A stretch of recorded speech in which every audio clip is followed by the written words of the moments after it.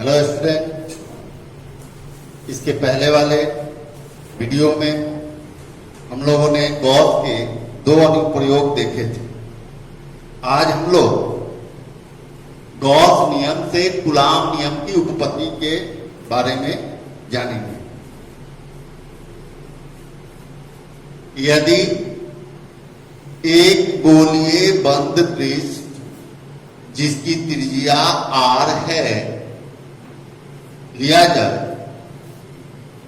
इसमें एक आवेश प्लस Q है, तो इस आवेश के कारण इस बंद पृष्ठ से विद्युत क्षेत्र इस प्रकार पृष्ठ के बाहर की ओर होती है। ये हम लोगों ने पढ़ा है। यदि इस पूरे पृष्ठ का क्षेत्रफल a हो तो इस पृष्ठ के एक अल्प क्षेत्रफल इस बिंदु पर डेल्टा a, अल्प क्षेत्रफल डेल्टा a पर विचार किया जाए तो इस बिंदु पर विद्युत क्षेत्र की दिशा पृष्ठ के लंबवत इस प्रकार होगी। यह हम लोगों ने गॉसीय पृष्ठ के आधार पर बताया। गॉसीय पृष्ठ क्या होता है यह हम लोगों ने इसके पहले वाले क्लास में पढ़ चुका है। अतः इस बिंदु पर डेल्टा ए एक अल्प क्षेत्रफल है जहां पे विद्युत क्षेत्र की दिशा और विद्युत क्षेत्र ई इस प्रकार से है, जहां ई तथा डेल्टा ए के बीच कोण थीटा बराबर 0 डिग्री है। तो इस अल्प क्षेत्रफल डेल्टा ए से गुजरने वाला विद्युत flux delta phi equal to E into delta A cos theta, E into delta A cos 0 degree, चूंकि ई तथा डेल्टा ए के बीच का कोण 0 डिग्री है। चूंकि कॉस 0 डिग्री का मान 1 होता है, इसलिए ई इंटू डेल्टा ए, इस डेल्टा ए अल्प क्षेत्रफल से गुजरने वाला विद्युत फ्लक्स का मान होगा। अतः संपूर्ण पृष्ठ से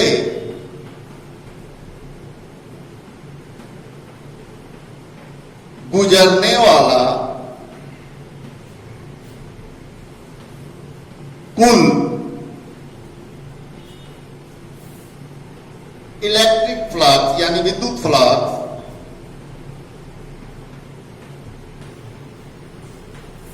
phi equal to close integral E into delta A होगा। अतः गॉस के नियम से भी हम इस प्रकार इस फॉर्मूला, चूंकि गॉस नियम में हम लोगों ने देखा है Q बाई एप्सिलॉन नॉट, अर्थात फाई का मान यहां close integral E into delta A अगर रखा जाए तो ये आपस में बराबर होते हैं। इस प्रकार इसे अगर इंटीग्रेट करते हैं तो ई समरूप है, इसलिए इसका इंटीग्रेशन नहीं होगा, बाहर हो जाएगा, और डेल्टा ए का इंटीग्रेशन करने पर प्राप्त ई इंटू ए होता है। चूंकि यह पृष्ठ गोलीय पृष्ठ है यानी कि गोला है, इसलिए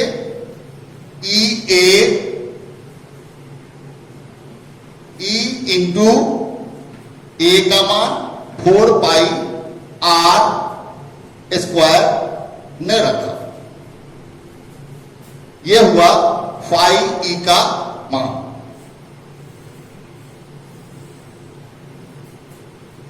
चूंकि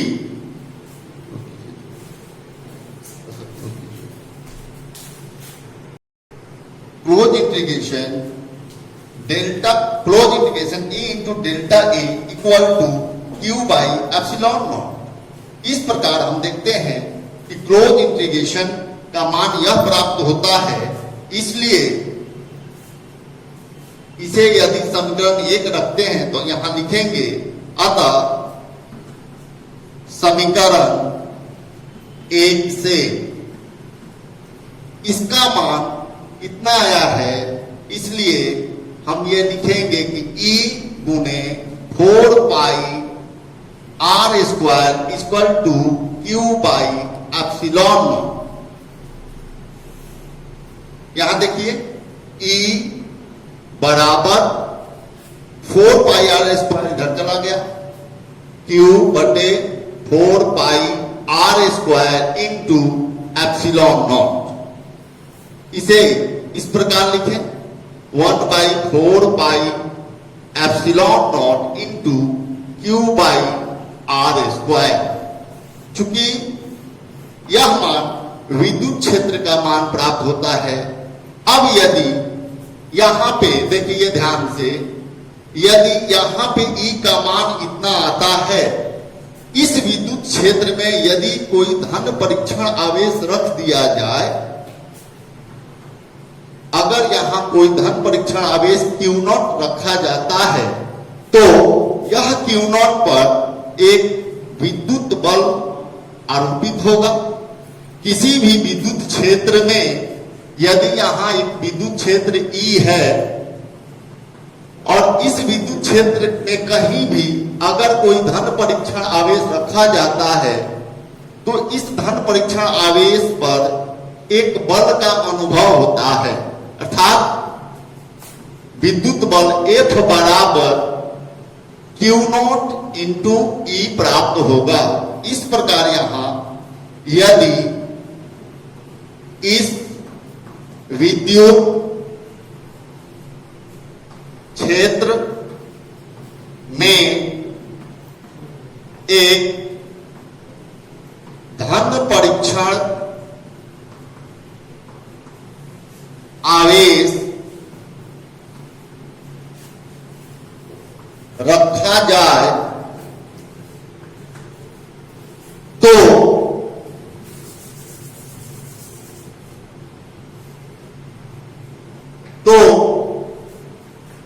Q0 पर एक विद्युत बल आरोपित होता है। यह विद्युत बल F बराबर Q0 गुने E।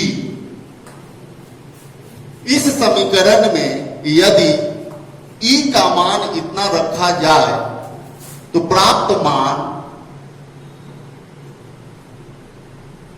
Q0 multiply 1 by 4 pi epsilon naught into Q बटा आर स्क्वायर। इसलिए F बराबर 1 बाई, इसे हम यहां लिख देते हैं। आप वीडियो पॉज करके इसे नोट कर लेना। उसके बाद यहां देखिएगा F बराबर 1 by 4 pi epsilon naught into Q into Q0 by r square. यही कूलॉम का नियम है, यही कूलॉम का के बल के लिए व्यंजक होता है। 1 by 4 pi epsilon naught Q0 by r square. इस प्रकार हम लोगों ने यह देखा कि गॉस नियम से कूलॉम की नियम का प्रूफ किया जा सकता है। अच्छा बच्चों, अब हम लोग बेसिक न्यूमेरिकल के बारे में आज चर्चा करेंगे।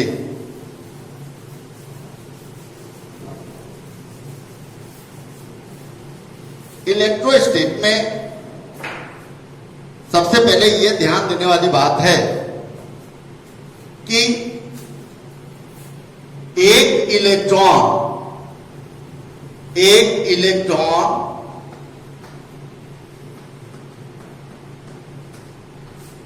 पर आवेश की मात्रा -1.6 इंटू 10⁻⁻19 कूलाम होता है, जिसे हम फंडामेंटल चार्ज, मौलिक आवेश कहते हैं, मूल आवेश कहा जाता है। इसे ई द्वारा व्यक्त किया जाता है। यदि किसी पदार्थ में हमें आवेश की मात्रा ज्ञात करनी हो तो हम इलेक्ट्रॉन की संख्या को n द्वारा व्यक्त करते हैं। इस प्रकार यदि पदार्थ पर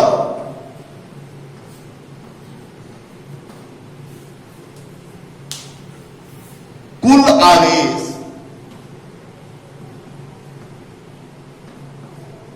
Q माना जाए तो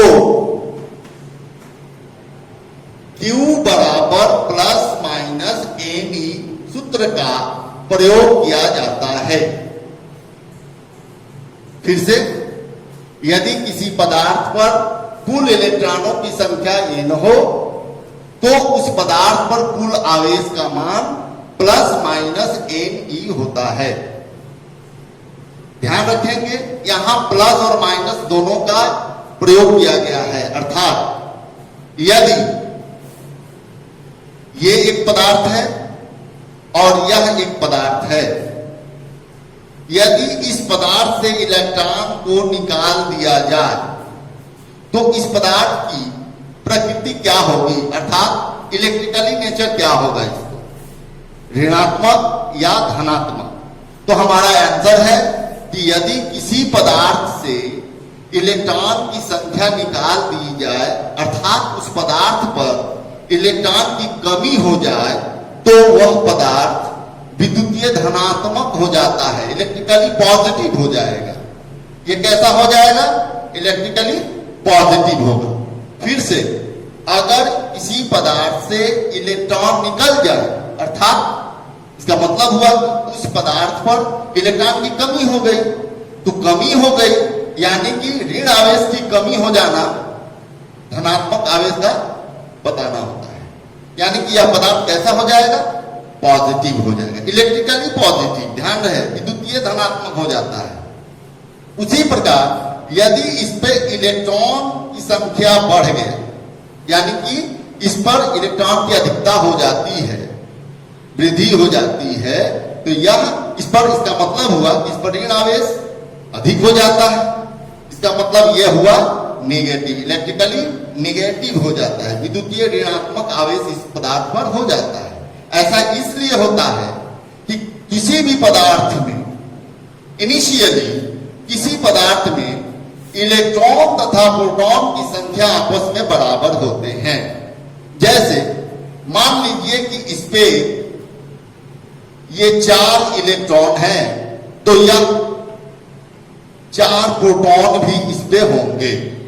यदि इसमें से 2 इलेक्ट्रॉन निकल गया, ये 2 इलेक्ट्रॉन इधर आ गया, किसी दूसरे पदार्थ पर चला जाता है, तो ध्यान दीजिएगा इस पर अब इलेक्ट्रॉन की संख्या कितना बची है? 2, अर्थात 4 प्रोटॉन रह गया। वही बात अगर इलेक्ट्रॉन निकल जाता है तो यहां पॉजिटिव की संख्या अधिक हो गई, इसलिए यहां ये इलेक्ट्रिकली पॉजिटिव हो गया। उसी प्रकार यदि यह पदार्थ पर अगर पहले से 4 इलेक्ट्रॉन तो 4 प्रोटॉन भी है मान लीजिए दूसरा कोई पदार्थ है, उस पे इस इलेक्ट्रॉन को भेज दिया गया, तो इस पे किस कण का वृद्धि हुआ? आंसर है इलेक्ट्रॉन। इस पे 6 हो गए। और इलेक्ट्रॉन पर कैसा आवेश होता है? तो ये हमारा आंसर है निगेटिव होता है, यानी कि इस पे 6 निगेटिव पार्टिकल्स हो गए और 4 ही पॉजिटिव पार्टिकल्स रहे, यानी कि इस पे इलेक्ट्रॉन की संख्या अधिक हो जाने के कारण ये निगेटिव चार्ज हो गया, यानी कि इसकी प्रकृति कैसी हो गई? निगेटिव हो गई। यही कारण होता है कि यहाँ आपके प्रश्न में या तो किसी पदार्थ पर अधिक इलेक्ट्रॉन हो सकता है या उसमें से इलेक्ट्रॉन की संख्या को कमी भी बताई जा सकती है, तो आपको प्रकृति बताना होगा, इसलिए प्लस माइनस इस फॉर्मूला में लिखा जाता है। फॉर एग्जाम्पल एक क्वेश्चन हम आपको देते हैं, ये बेसिक कॉन्सेप्ट के लिए प्रश्न है। जैसे किसी पदार्थ पे 500 इलेक्ट्रॉन आ जाते हैं, तो उस पदार्थ पर कुल आवेश की मात्रा एवं उस पदार्थ की प्रकृति बताएं। प्रश्न है कि क्वेश्चन 1, किसी पदार्थ पर 500 इलेक्ट्रॉन की वृद्धि हो जाए तो उस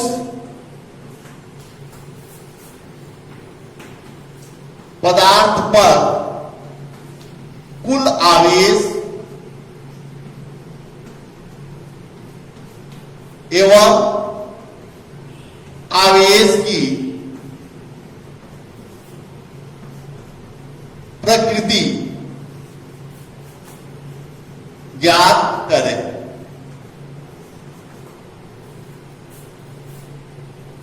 ध्यान दीजिए, यहां इलेक्ट्रॉन यानी कि कितनी इलेक्ट्रॉन? तो आंसर है n बराबर 500। उसके बाद अभी ध्यान दीजिए कि हमें आवेश निकालनी है। आवेश के लिए फॉर्मूला हमने क्या बताया? तो कुल आवेश Q बराबर Ne। n का मान कितना है? 500। यहां रखेंगे n के जगह पर 500 गुने E का मान, अर्थात एक इलेक्ट्रॉन पर कितने आवेश होते हैं?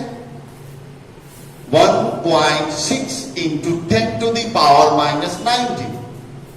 अब इसे गुना करें। पहले देखिए आसान तरीका हम आपको बताते हैं, क्योंकि यहां 2 शून्य है, यहां पावर है, तो आप यहां 2 शून्य है तो हम इस प्रकार लिख सकते हैं। अगर 3 शून्य रहेगा तो 3, 4 शून्य रहेगा 4, 5 रहेगा 5, इस प्रकार आप लिख सकते हैं। 1.6 इंटू 10 टू द पावर -90। अब हम 1.6 और 5 को एक जगह रखेंगे और पावर को एक जगह रखेंगे। यहां देखिए -19 है और यहां पे +2 है।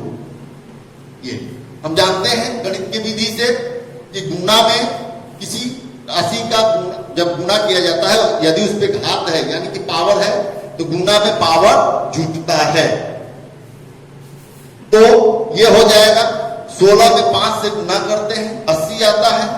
यहां लिखेंगे 80। एक अंक के बाद दशमलव का स्थान है, यहां से एक अंक के बाद दशमलव हमने बैठा दिया। यहां देखिए -19 में से अगर +2 घट जाएगा तो कितना बचेगा? -17। ये कूलम्ब आवेश आंसर हो गया। दूसरा क्वेश्चन देखिए,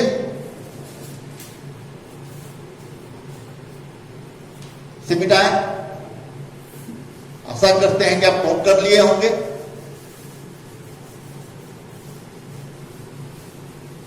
फार्मूला का एक लिस्ट जरूर बनाइएगा, एक जगह नोट करते जाइएगा प्रत्येक फार्मूला के लिए। एक चालक पर, यहां देखिए कुछ क्वेश्चंस हैं, छोटे छोटे कुछ क्वेश्चंस हैं, को बता रहे हैं एक चालक पर 2.4 गुने 10 के पावर माइनस 18 कूलाम का ऋण आवेश है। एक चालक है, सपोज कीजिए कि ये एक चालक है और इस पे आवेश की मात्रा बता रहा है। आवेश की मात्रा कितनी है? 2.4 गुने 10 के पावर माइनस 18 कूलाम।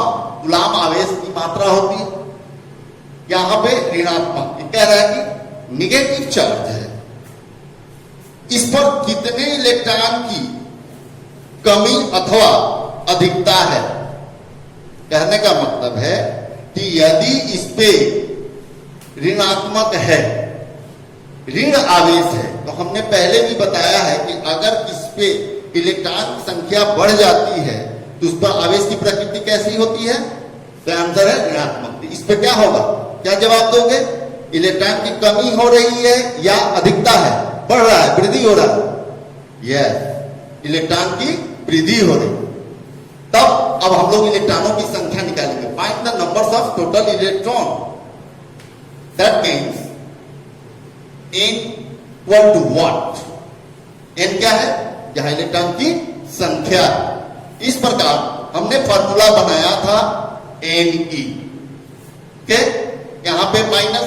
अब माइनस की कोई जरूरत नहीं है, माइनस केवल यहां लगा हुआ है या प्रश्न में पूछा गया है इलेक्ट्रॉन की अधिकता या कमी के लिए। तो आपने तो प्रकृति बता दिया कि इस पे इलेक्ट्रॉन की वृद्धि हो रही है। तो हम यहां लिखेंगे n का वैल्यू अगर निकालना चाहेंगे तो यह q पे e का भाग लग जाएगा। ये e हो गया। q का मान कितना दिया हुआ है? 2.4 into 10 to the power minus 18 divided by e। e का मान याद रखिएगा, एक इलेक्ट्रॉन का मान हर प्रश्न में नहीं दिया जाएगा। इसका मान कितना होता है? यस, ये 1.6 into 10 to the power minus 90। Okay, यहां देखिए 2.4 बाई 1.6 हमने किया। यहां देखिए पावर है।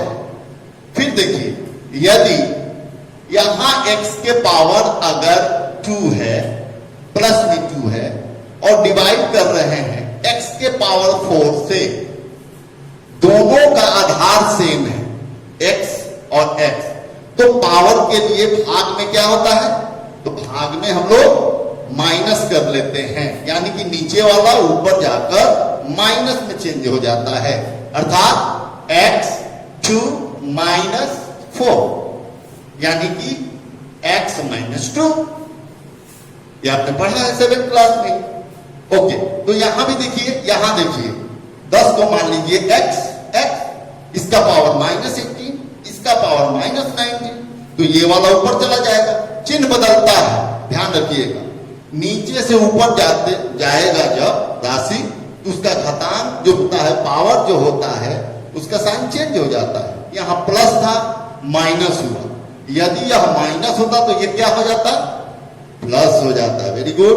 तो यहां देखिए 10 टू द पावर माइनस 18 और ये ऊपर गया प्लस 19। ये दोनों का दशमलव का डिजिट जो स्थान है, ये दोनों का बराबर है। एक अंक के बाद इसमें भी है, एक अंक का इसमें भी है, तो गणितीय रूप से दोनों संतुलित है, यानी कि ये और ये हट गया। इसे हम 24/16 समझेंगे और ये घट गया। कितना बचा? 10 के पावर 1 यानी कि 10। यहां देखिए 8 से डिविजिबल है दोनों, यानी कि 8 3 = 24, 8 2 = 16। Now 2 5 = 10, that means 5 multiplied by 3 into 5 equal to 15 electrons।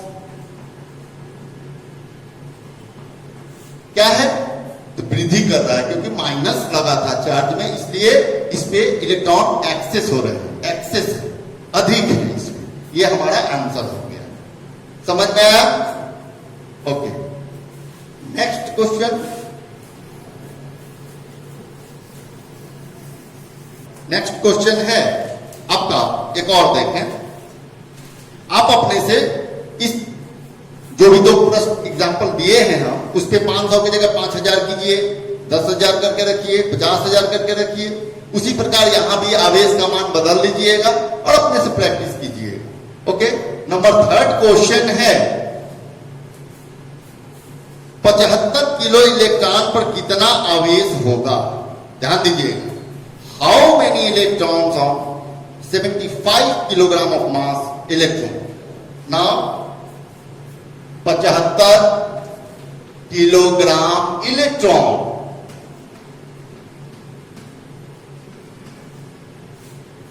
75 ग्राम इलेक्ट्रॉनों पर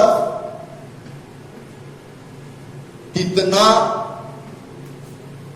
आवेश होगा। How many charge on 75 kilogram of electron. 75 kilogram of electron मतलब टोटल इलेक्ट्रॉन कितने हैं, तो 75 किलोग्राम के बराबर है। मैंने कुछ संख्या है इलेक्ट्रॉनों की और वो कितना है, 75 किलोग्राम है। तो उस पर टोटल चार्ज कितना होगा। देखिए एक बार और समझ लीजिए, जैसे हमने कहा कि एक इलेक्ट्रॉन पर आवेश कितना होता है, अंदर है नेगेटिव चार्ज 1.6 इंटू 10⁻⁻⁹ कूलम। तो यह भी जानना आवश्यक है हमारे लिए कि एक इलेक्ट्रॉन पर मास कितना होता है, एक इलेक्ट्रॉन का मास कितना होता है। एक इलेक्ट्रॉन का द्रव्यमान, mass of an electron equal to 9.1 into 10⁻31 kilogram. समझ में आ रहा है कुछ। एक इलेक्ट्रॉन का द्रव्यमान कितना होता है ना, तो 50, यदि एक इलेक्ट्रॉन का द्रव्यमान इतना है 9.1 गुने 10⁻31 किलोग्राम है और इसी एक इलेक्ट्रॉन पर आवेश कितना है, इतना 1.6 गुने 10⁻19 किलोग्राम। अगर इसके जगह पर हम पूछते कि एक इलेक्ट्रॉन पर एक इलेक्ट्रॉन के द्रव्यमान अर्थात इतना किलोग्राम इलेक्ट्रॉन पर कितना आवेश होता है, तो ये किसका द्रव्यमान है, एक इलेक्ट्रॉन का, यानी कि आवेश कितना होता है। सेम है यहां देखिए, तो हम एक फॉर्मूला का यूज करेंगे। क्या करेंगे, देखिए यहां इलेक्ट्रॉनों की संख्या